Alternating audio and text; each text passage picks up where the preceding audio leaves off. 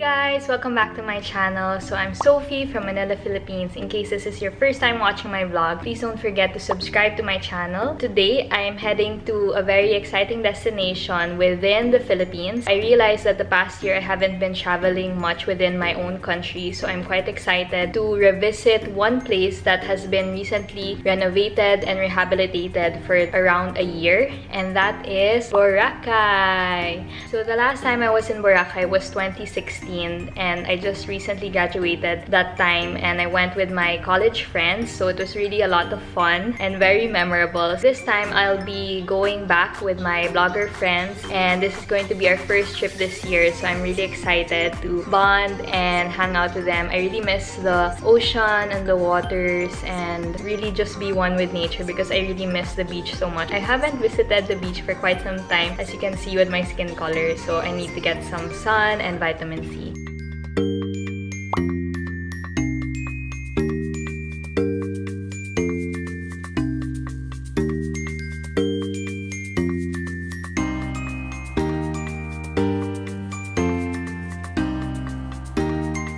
We've got the boat all to ourselves. VIPs, y'all. VIP.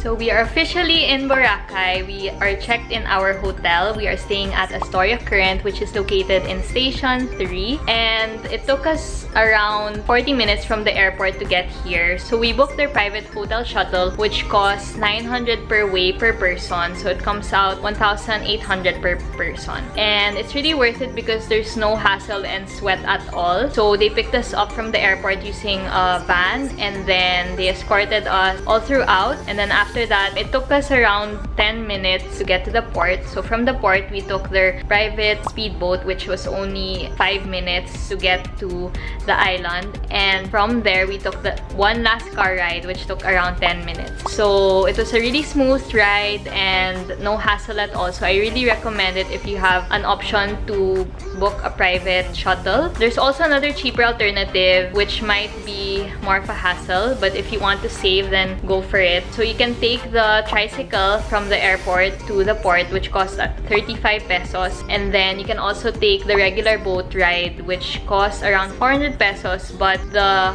ride itself is around 30 minutes. So if you're willing to wait, then you can take that as well. So before anything else, I'll give you guys a tour of our rooms. So we booked the standard room, and it's a lot bigger than I expected. So we have 2 beds over here that are both double beds. So it's very, very spacious and looks really comfy. And then a small kitchen. They hid the utilities like water heater, cups, water, and this is the microwave. And we also have a small refrigerator over here. And then we have here our bathroom. So the faucet's outside, and I didn't realize this is actually our toilet and bath.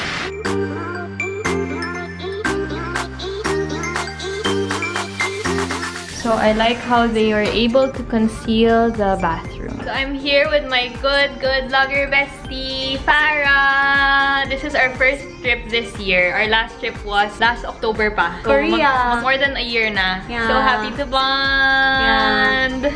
Yeah. May other intention siya dito eh. We're like Censored. sisters. Do we look like sisters? Comment down below.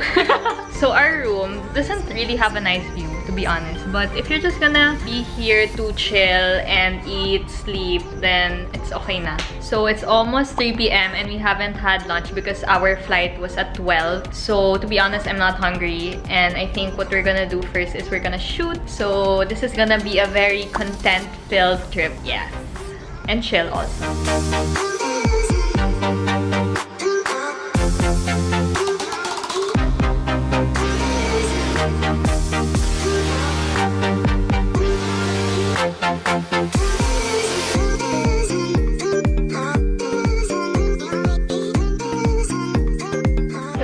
At the rooftop of our hotel, and it has a really nice view of the ocean and really relaxing. So we're gonna take some photos here.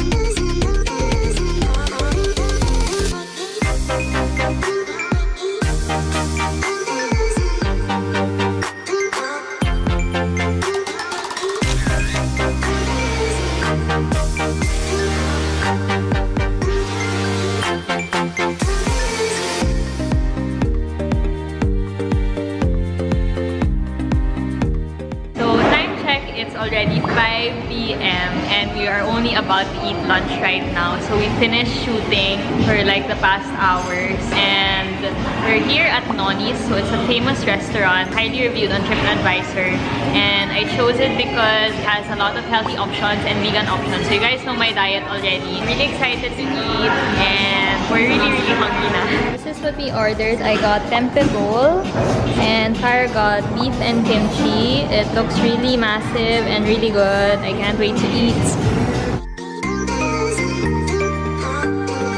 Sarap. Pasado kay Miss HRIM graduate.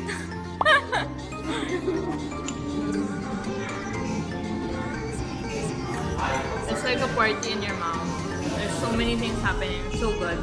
So just a quick food review. I really enjoyed the food. Really worth the money. It's quite on the pricey side, but it's really worth it. Like the serving size is really big. I didn't even get to finish my entire bowl because it was really filling. Definitely come here if you're in the mood for something healthy.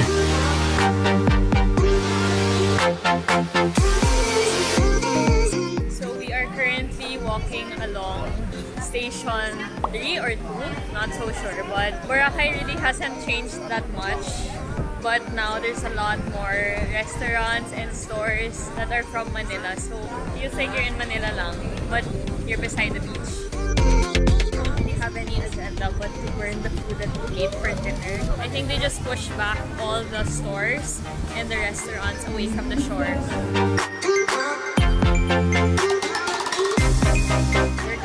At the mall and this brings me back so many memories. We would eat here in Andox when we didn't have money pa. Pang college budget lang kami noon.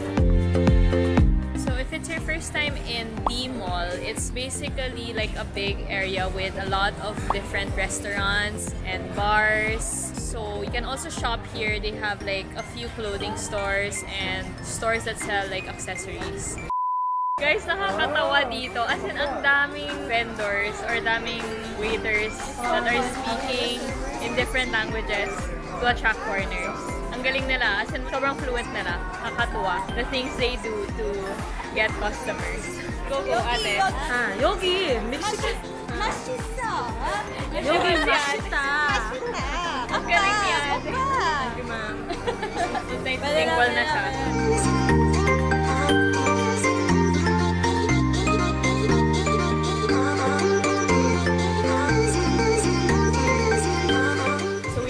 Settled into a place. So we've been looking for a place to chill and drink right after our meal at Noni's. So we walked from Station 3 all the way to Station 1 only to go back to Station 2. So medyo na-tour na namin yung buong Boracay. We're here at Chacha's and it's one of the top bars recommended online. And they have happy hour until around 8 p.m. So that's what we're getting. So the vibe is really nice because it's right in front of the beach and the interiors are really modern. So if you're looking for a bar, you can try this out.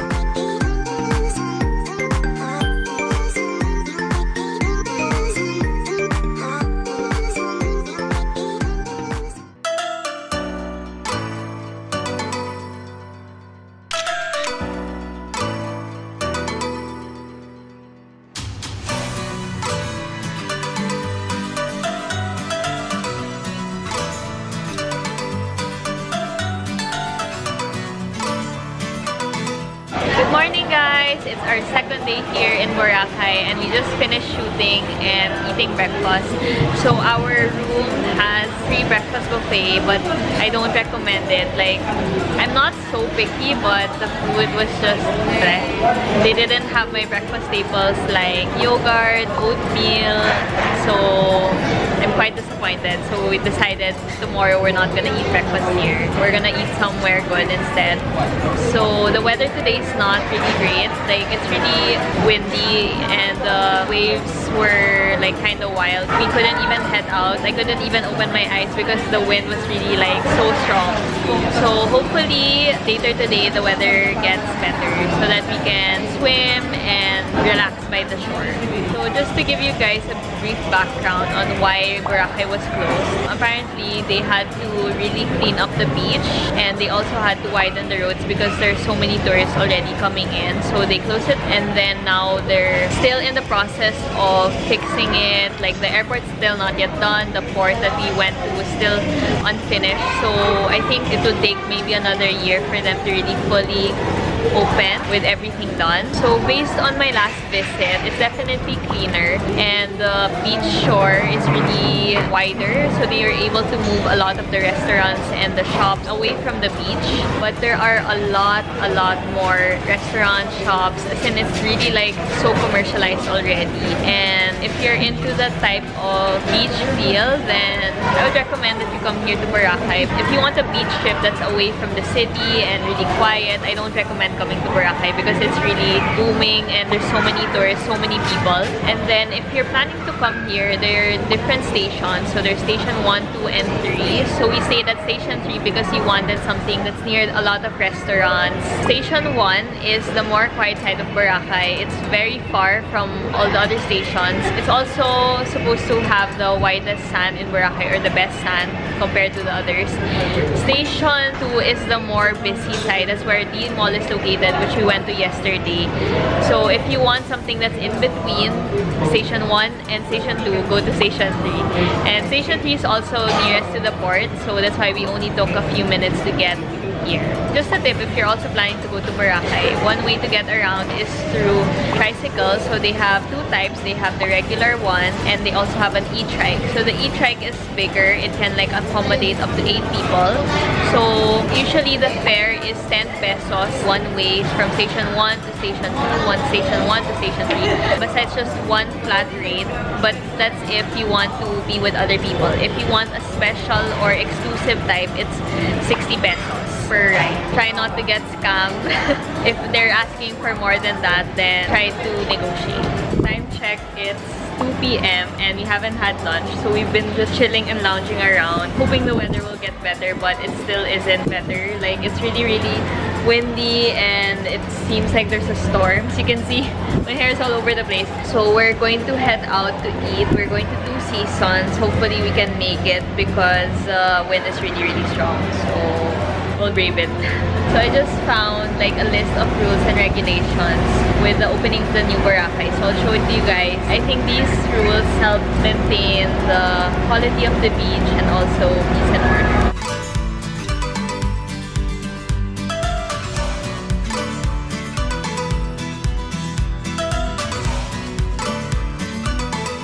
So it's a really long list of rules, and if you're planning to come here, make sure that you follow them because I'm sure there are really penalties for it. And also so that the rehabilitation doesn't go to waste and we help protect the island.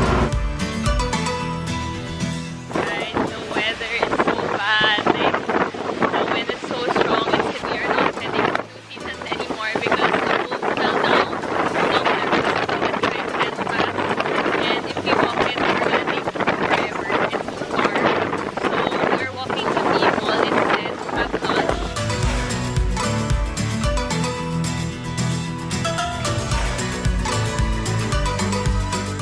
At Real Coffee, so they're known for their calamansi muffin, and we just stumbled upon it before going to the mall, and it costs 70 pesos for one muffin. So I will try it.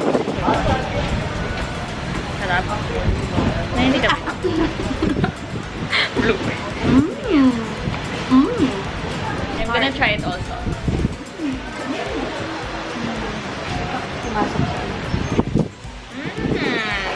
Sarap. I love citrusy desserts, so this one's a good one. It's also very big, so even if it's like 70 pesos, sulit naman.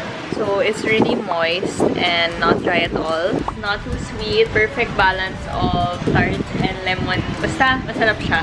So I suggest you try it out. They also sell it by the box if you want to bring it as pasalubong.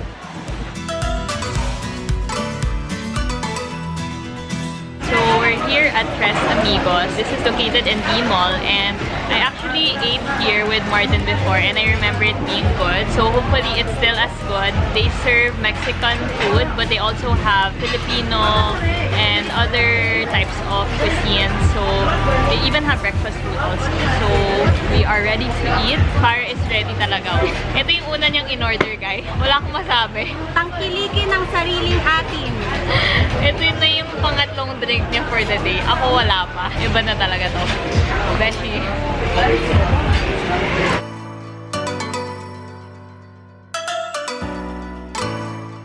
Ayan. Review by the HRM graduate. Bakit kailangan kasama yung lagi sa... Kailangan credible eh. Sarap.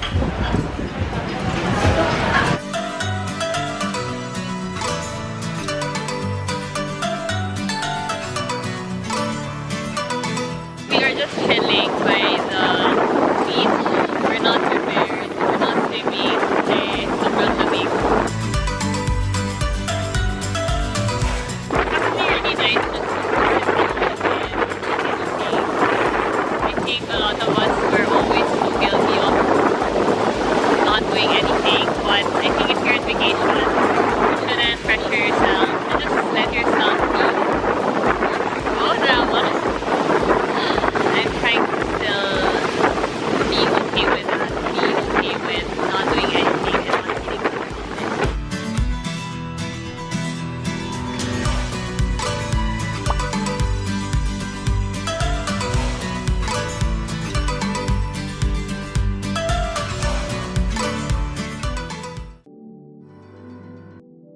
Good morning, guys! It's our third day here in Boracay. So I wasn't able to end yesterday's vlog properly because the weather got really bad. So we basically just had dinner at this Spanish restaurant called Dos Mestizo.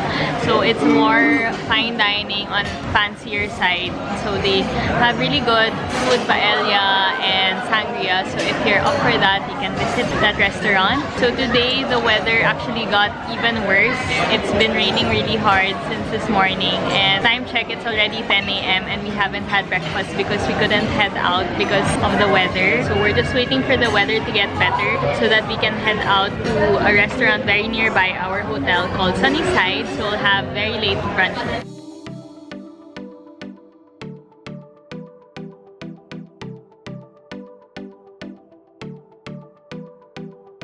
Guys, the wind is crazy, but we're still shooting.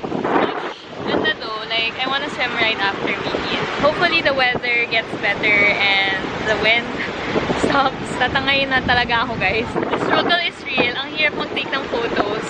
The reality behind our Instagram photos is the amount we take just to shoot.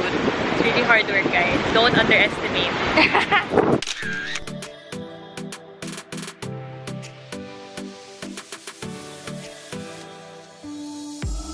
Hey guys, so we finally finished shooting. We're here at Sunnyside Cafe and it's a top breakfast place here in Boracay, as in highly reviewed. So I'm really excited to eat. They really have a lot of options here. So we ordered pancake and rosti, which is like a hash brown that's fried with egg on top. So I'm really excited to eat because we've been just shooting. And I'm also really happy because the weather is getting better. It's actually getting sunnier, so there is hope. So we're probably gonna head out for a swim right after.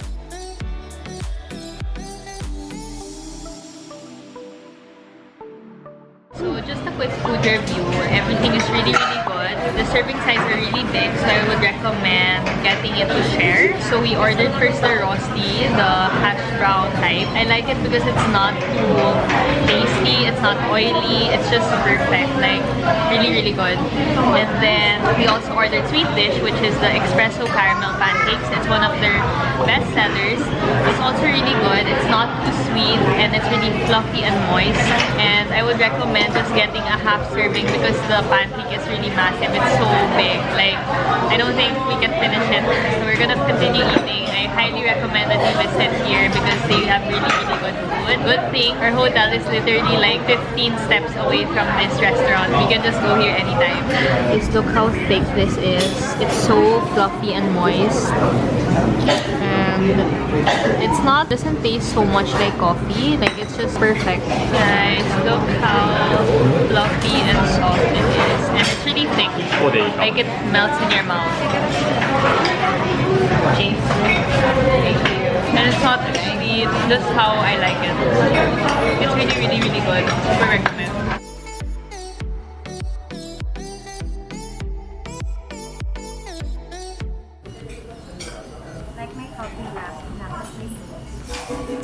So we just finished eating and I'm really full. We didn't even get to finish everything. So I'm really satisfied with our brunch. I highly recommend that you visit Sunnyside Cafe. They have so much food to choose from and it really tastes premium. The price is quite expensive, but for me it's really worth it, especially with the large serving sizes that they have. Make sure that you try this out if you're coming here to Boracay. As in, I think it's the best meal we've had so far. 2 thumbs up. Guys, and God's on here already. God has answered our prayers. We are going to head back to the hotel and going to freshen up before we head out to the beach.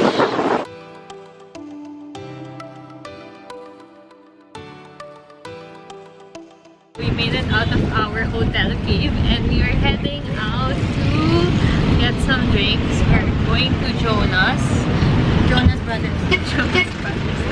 We got the trike right outside our hotel and we got the special. That means it's only me and Cara. No one else is gonna ride with us. It costs 100 pesos one way, which is quite expensive. Pero we settled na kasi we didn't wanna go through the puddles and the hassle na. So, let's wait to drink some shakes. Mga ganitong dapat may background music. Tara na, biyahe tayo nang ating makita ang ganda ng Pilipinas. Ang galing ng Pilipino. Nihaw, Boracay! 안녕하세요! 사랑입니다. 감사합니다, 오빠! 오빠! 보고 싶어요! 배고파요! Ano daw? Saranghe! Wala ko naintindihan nun eh.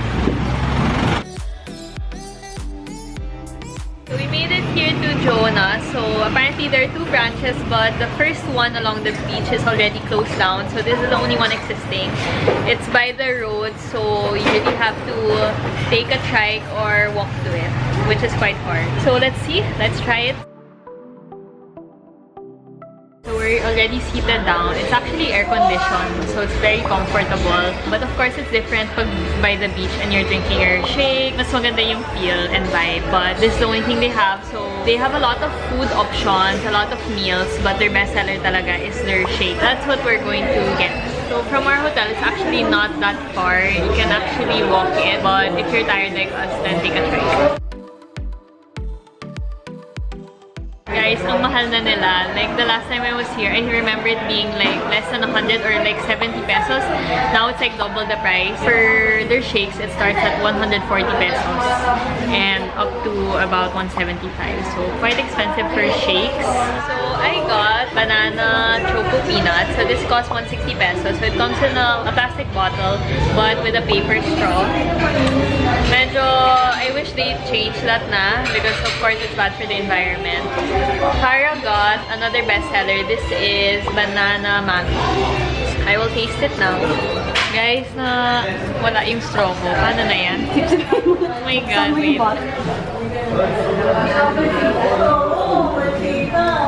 It's a bit too sweet. They're like peanut bits. Okay naman siya, but I feel like I'm not gonna finish it because it's too much. I think this is something you can miss, but if you haven't had it, then you can try it. Sunny already, guys. Look at the sand here. It's so much finer and whiter. This is the real Boracay. So we're we're back by the beach. We're heading down to Station 1 to meet our friend Chrissy. So we're going to their hotel in Henan. And the weather has gotten so much better. It's quite sunny already, but the wind is really still so strong. So I noticed that the sand here is really so much better. It's whiter, finer. So if you really want to see the real Boracay, then make sure to head down Station 1. Look at the sand. The last time I was here, I also stayed in Station 1. But back then, I noticed that there was so much trash and so much seaweed that was by the beach. So right now, actually, I can't really see any trash at all. I think people really follow the rules, which is good. And I really hope that they maintain it so that we can really preserve this island.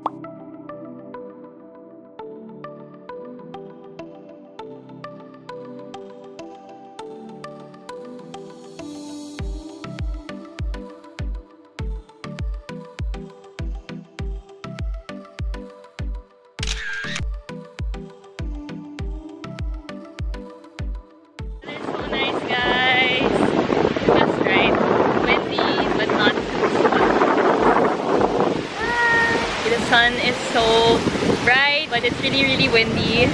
We're going to take some photos, then we're gonna swim now. Super excited.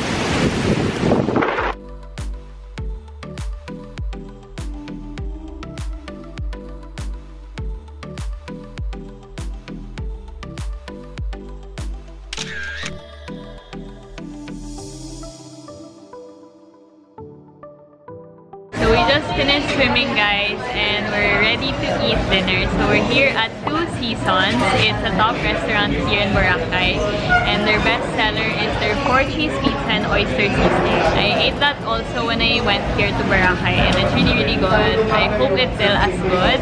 Can't wait to eat. I'm gonna try the 4-cheese pizza. Really good. It's thin crust and it has different types of cheese. It has blue cheese also, so really good. Must try here in Boracay.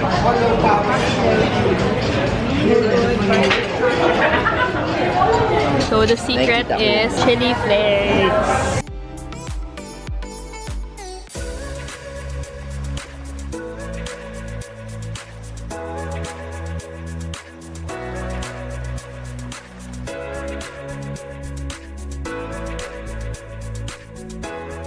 Here at Cafe Maruha. It's just about 10 steps away from our hotel. So this is our last stop before the airport. The interiors are quite nice, very cafe vibe, and they also have outdoor seating where you can sit down on the floor, just watch the waves. Really nice. So I ordered their aloha smoothie. So it comes in this cute pineapple glass. So you can open it and then you see the smoothie there. It's pretty good, it's very refreshing, but I don't think it's worth 300 pesos. But we're here now and it's the closest thing that we can find that's okay. We're just gonna enjoy this before we head out. It's officially our last full day here in Bora. Our flight back to Manila is at 4 p.m. So we'll be heading back to the port at around 2. So before I end the vlog, I just wanted to share travel tips and points here if you're planning a trip in Boracay. My last visit to Boracay was 3 years ago. So in 2018, the government had to close it down to rehabilitate it. So they closed it for 6 months, but apparently it's comprised of 3 phases. So the end is really this December 2019. So we're here at Boracay in November and it still isn't finished. I think they'll need more time because the airport and the port are still unfinished and the roads are still not smooth. There are a lot of areas that are still rough and have a lot of holes. It's hard to get around. I think there's still a lot to be done, but props to the government for taking the initiative to close Boracay, even if it means losing a lot of tourists in that span of time. So we stayed for a total of 3 full days, and I think it's a good amount of time to explore the island because it's really small. There's not much to do actually. You can explore everything in half a day. If you're in the mood to do other water activities and sports, you can try their island hopping, which is very popular here. We didn't do it because the weather was bad and because we just wanted to chill by the beach. So So we stayed at Astoria Current, and overall our stay was pleasant. The rooms were big and spacious, the furniture and interiors were modern. I think my only complaint would be the bed because it's not that comfy, and also the breakfast wasn't really diverse or had a lot of assortment and wasn't really special. But everything was good. The staff are very kind and accommodating. So I would recommend that you stay here if you're looking between Station 2 and 3. This is a good area. The location is pretty prime. If you want something that's more quiet, then I recommend Station 1. So the last thing I want to talk about is your budget for a Boracay trip. So I'm sure this is what you guys will be asking me in the comment section, which I get almost every time. Bora has become super commercialized and developed. So you can expect that the prices here are pretty much like the city. The vibe actually is like a mall or a city. So expect to spend quite a bit, especially when it comes to food. There are a lot of food options here and they're not cheap. Although I think there are cheaper options, but of course the quality isn't the same. I'm really happy though that there's even vegan and vegetarian menus here. So I think they've already adapted to the taste of the different tourists here. I guess people really ask for it, and because there's so much people who come here, different types of people. So if you're interested, I'll be listing down my complete budget in the description box, and to see how much you'd probably spend here, depending of course still on your taste. So this is just my own budget. Honestly and personally, Bora is not my favorite island in the Philippines. I'm the type of person where I prefer my beach trips to be very quiet, very peaceful, but nonetheless I'm still happy that I was able to go back to Bora to see how much it has changed and improved since my last visit. So if you're planning to come here, I hope that you guys follow the rules set by the government so that we can help preserve this island and keep it for the next generations to come. So thank you guys so much for watching. I hope that you guys found this vlog informative as usual and helpful if you're planning a trip here. I also highly recommend that we visit more places here in the Philippines because of course you have to love your own. So please don't forget to leave me a thumbs up, a comment down below, and some suggestions on my next travel destination, probably here in the Philippines or outside. And don't forget to subscribe to my channel for more travel vlogs. See you in the next one. Bye!